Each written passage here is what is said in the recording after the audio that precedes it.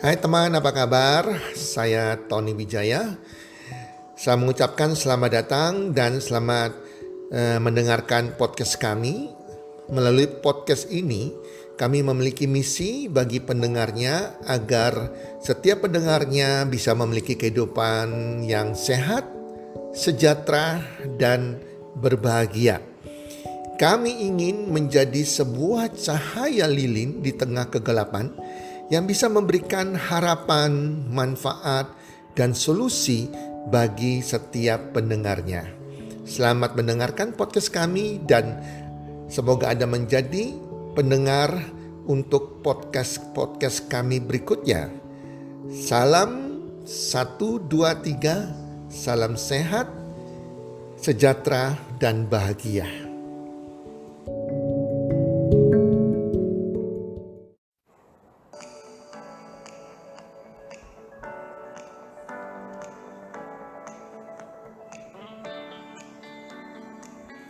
10 faktor yang mempengaruhi kesuksesan. Pendengar podcast, sahabat podcast, apa kabar? Semoga Anda semua dalam keadaan sehat walafiat, berbahagia dan bertambah rezekinya. Teman-teman, kita semua pasti pernah mengarungi pendidikan selama puluhan tahun. Jika kalau kita hitung-hitung, kita dari TK sampai dengan kalau kita mengambil S3 itu membutuhkan 22 tahun loh para pendengar. 1 tahun kita di TK, 6 tahun di SD, 6 tahun di SMP dan SMA, 4 tahun mengambil S1 dan 5 tahun S2 dan S3.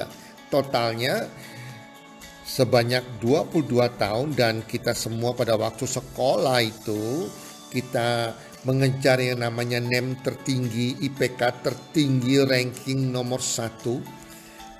Pertanyaan saya adalah apakah sesudah mencapai S1, S2, bahkan S3 dengan nilai terbaik cum laude bisa menjamin kita sukses di bisnis dan bebas keuangan?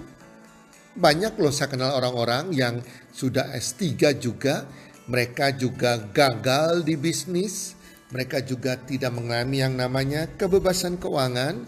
Hidup mereka masih standar-standar saja. Bahkan dari tua mereka juga mengalami kekurangan keuangan. Itu kenyataan, itu faktanya. Jadi lulusan dengan sebuah IPK terbaik, S1, S2, bahkan S3, tidak menjamin hidupnya akan sukses. Bahkan banyak yang menjadi pegawai seumur hidup, menjadi dosen sampai usia pensiun. Fakta tersebut membuktikan betapa tidak relevannya sebuah NEM yang tinggi, IPK yang tinggi, ranking nomor 1. Itu gak menjamin sebuah kesuksesan. Ternyata apa yang saya katakan terbukti didukung oleh riset yang dilakukan oleh Thomas J. Stanley yang dia pernah meriset, dia memetakan 100 faktor yang berpengaruh terhadap tingkat kesuksesan seseorang berdasarkan survei terhadap 733 milioner di Amerika Serikat. Nah, dari hasil penelitiannya ternyata nilai yang terbaik yaitu NEM tertinggi, IPK tertinggi, dan ranking yang tertinggi hanyalah faktor sukses urutan ke-30 dari 100 faktor yang mempengaruhi terhadap tingkat kesuksesan seseorang. Jadi NEM, IPK, ranking, lulusan cum laude itu hanyalah faktor sukses urutan ke-30. Ini surveinya terhadap 733 milioner di Amerika Serikat loh teman-teman. Ya. Sementara faktor IQ kecerdasan yang tinggi pada urutan yang ke-21. Sedangkan bersekolah di universitas sekolah favorit itu berada di urutan ke-23 yang mempengaruhi kesuksesan seseorang. Jadi, saya ingin mengatakan secara sederhana, anak-anak kita yang nilai rapotnya rendah tidak masalah, karena itu bukan menentukan kesuksesan dia nantinya di masyarakat. NEM anak Anda tidak begitu besar, paling banter akibatnya tidak bisa masuk sekolah favorit. Menurut hasil riset, tidak terlalu pengaruh terhadap kesuksesan. Lalu apa faktor yang menentukan kesuksesan seseorang itu? Menurut riset Stanley, ada 10 faktor teratas yang akan mempengaruhi kesuksesan seseorang di dunia bisnis sehingga mengalami kebebasan keuangan. Ada 10 faktor utama yang tidak berkaitan dengan nilai-nilai ranking sekolah.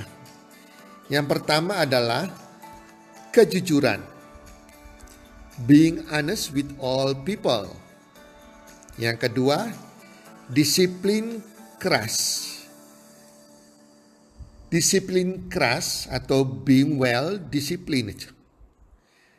Ketiga, mudah bergaul atau getting along with people. Yang keempat, dukungan pendamping atau having a supportive spouse.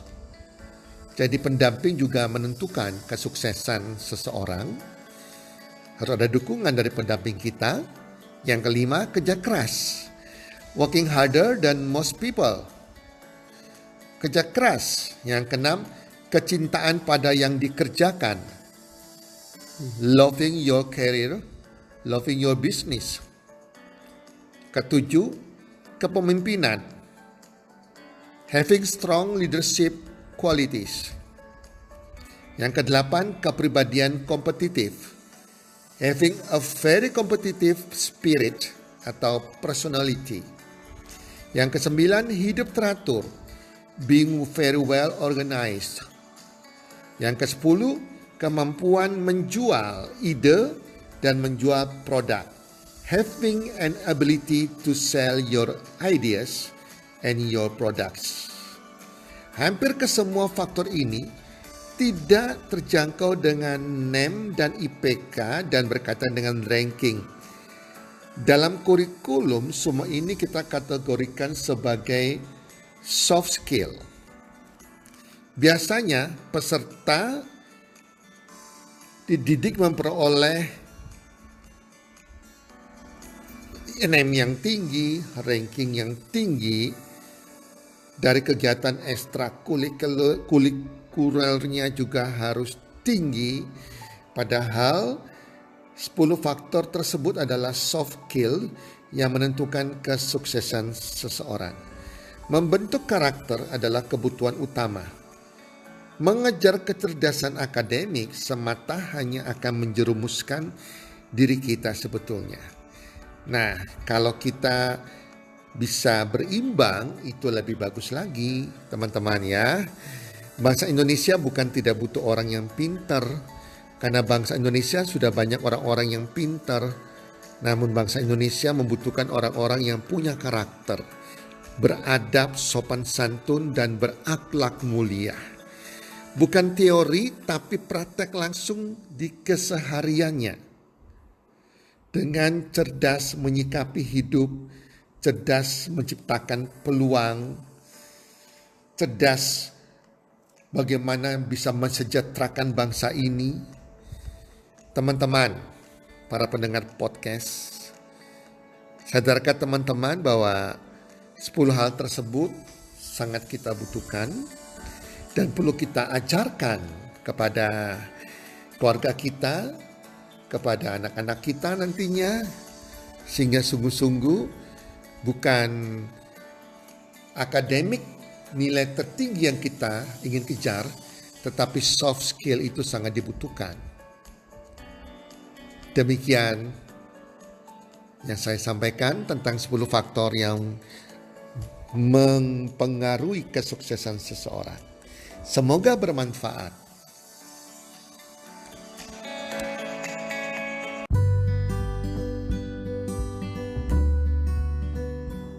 Terima kasih sudah mendengarkan podcast kami.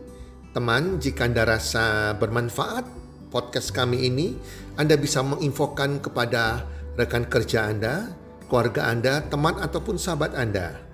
Dan jika ada hal-hal yang Anda ingin tanyakan kepada kami, ataupun topik-topik apa yang Anda ingin kami bawakan, kami sampaikan, Anda bisa DM kami di Instagram kami healthcommunity.id. Salam 1, 2, 3, salam sehat, sejahtera dan bahagia.